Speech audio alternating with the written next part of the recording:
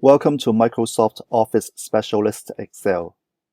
In this video, we'll learn how to hide selected rows or columns. Firstly, we select a row, and we right-click our selection.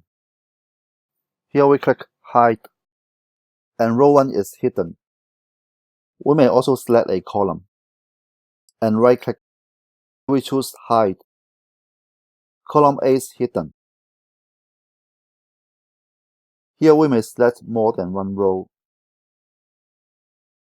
On Home tab, in Sales Group, we click Format button.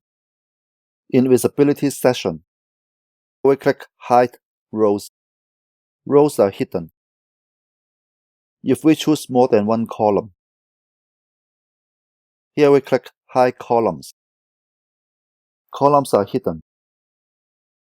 Thanks for watching.